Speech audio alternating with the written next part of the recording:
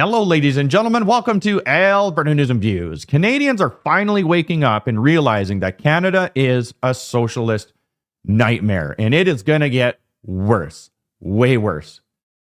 There are so many videos that I get of regular, hardworking Canadians screaming, I can't do this anymore.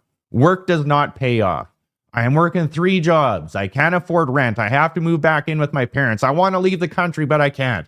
What am I supposed to do? There are so many videos like that. I'm going to show you what's going on in Canada. It is remarkable. It truly is. This is a really good graph. It says the widening gap between public, private, and self-employment. The public sector, right here at the very top, makes up 25% of employment in Canada. Let that sink in. 25% of employment in Canada is public sector. Now you think about the dollars, the tax dollars, how much money it costs to pay 25% of the public sector of government, 25% of the working population. It's crazy. Then right below it is the private sector. And you can see here, this is when the pandemic hit. It decimated self-employed small business. Absolutely decimated it.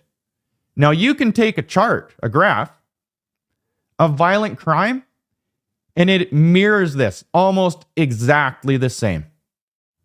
This is why it is going to get worse, because the problems are still here. And Justin Trudeau was voted in right there. Continuing on, this is Rupa Subramanya. This is as insane as the immigration chart. Everything is out of control under the Trudeau Liberals. A reminder that 25% of Canada's GDP is government spending. So a quarter of the Canadian economy is socialized. And this is what I just showed you. So this is the number of employees in the entire federal public service 2010 to 2023. This red line is when Justin Trudeau got in. Just like the chart I just showed you, it skyrockets. It is unbelievable. Unbelievable that 25% of Canada's GDP is the public sector. It just blows my mind. So when Justin Trudeau says that our GDP is just doing awesome, that's because that's you paying for the public sector. It's a taxpayer-funded economy. It's unbelievable. Here's a video. This is exactly what I am talking about. And I get these. Every single Monday, people send me these. There's so many of them now. Check this out.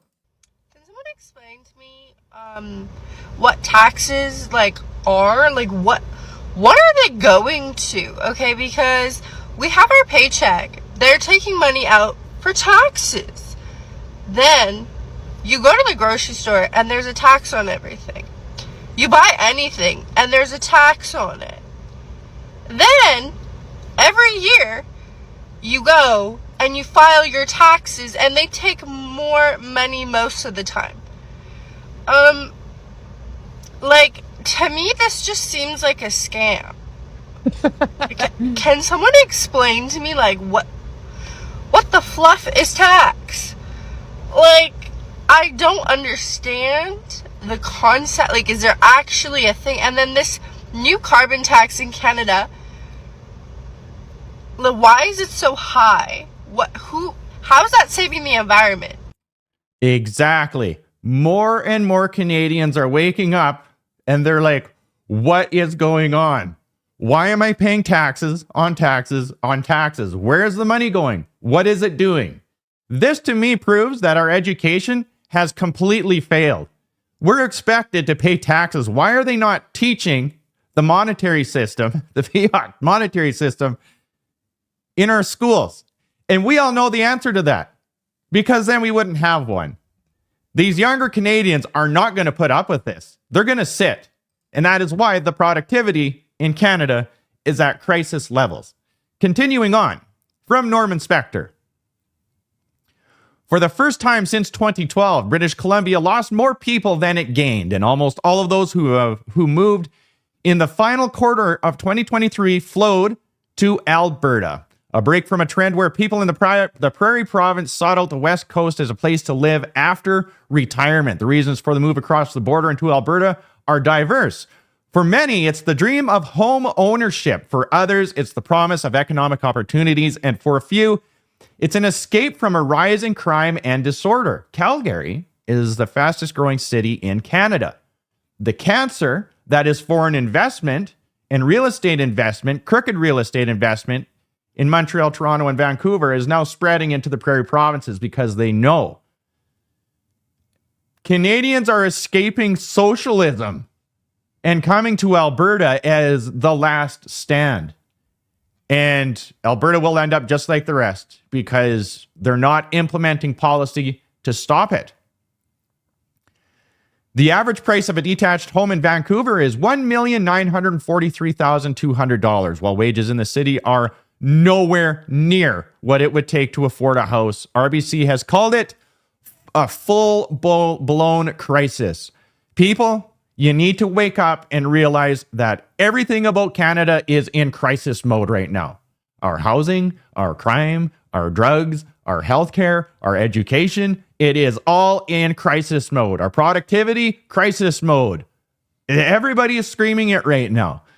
The big thing is what is the end result? What is going to happen? It's going to get worse. It's like this lady said in an interview or a video that was sent to me this morning. She said, I can't afford rent. I have 3 jobs. I just had to move in with my mom and dad. And she said, I'm lucky. My mom and dad are older. They have their house paid off. What is everybody else going to do? I'm going to tell you what everybody else is going to do. They're called tent towns and tent cities, and they're exploding.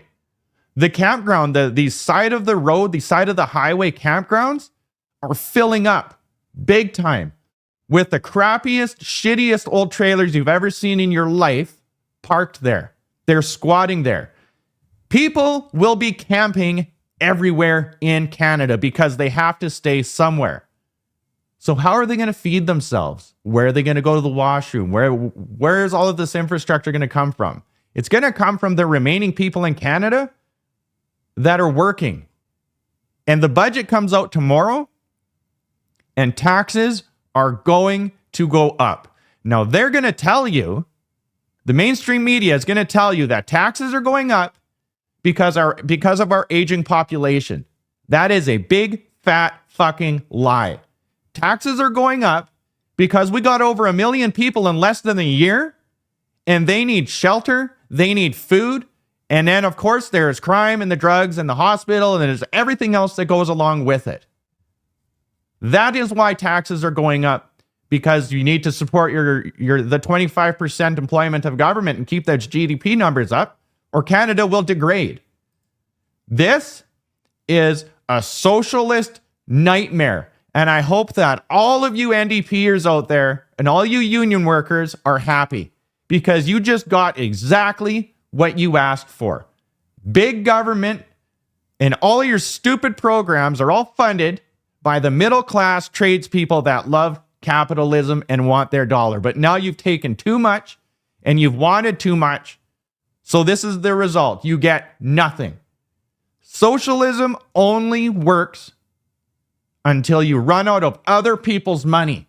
And Canada has run out of other people's money, especially when you bring in a whole bunch of people that can't find work and contribute. It's not there. Look at the job fairs in all the bigger cities. It's everywhere. So what does it lead to? It leads to provinces breaking away from the federal government. Like I always say, all roads lead to Western independence because they do. But I've expanded that. I have said all roads lead to the provinces breaking away from the federal government and getting their own independence. Every single province needs to break away and set up their own policy. This is from the Montreal Gazette. The Montreal Gazette. Another referendum will arrive sooner than we think, Quebec Party leader vows. The path to an independent Quebec should be completed by 2030. Paul St. Pierre Plamondon It tells the PQ's National Council. This is April 14th, 2024. This is recent. And I believe the last I checked, I think he is leading in the polls. Quebecers will have one ultimate chance to prevent their language and culture from being erased, he says, by voting yes in another independent referendum sometime before 2030, the leader of Parti Québécois said on Monday. If the premiers were honest, they would all say the same thing. We would be far better off just trading amongst each other, meeting once a month, doing whatever it is you have to do. We don't need the federal government anymore. All they are doing is creating absolute chaos. They're creating chaos for the provinces. Immigration, big problems. Housing, they're overstepping their boundaries, big problems. Then, of course, the carbon tax, big problems. Their EV mandates, more problems, all coming from the federal government, and it is just nonsense, and we didn't even need it. Nobody asked for any of that stuff. Moving forward, who knows? More homelessness, more crime, more drugs, more civil unrest. Food prices are going to go up. Rent's going to go up. And of course, housing is still going to go up because we can't get anything built anymore. It is unbelievable. We are in crisis mode. And I don't say that to be like facetious or to get everybody riled up and just be extreme. This is the reality. It's everywhere. It's in the data from the Royal Bank, from Statistics Canada, from the Bank of Canada. It's not like it comes from the mainstream media. Like, these are the heavy hitters that advise the government.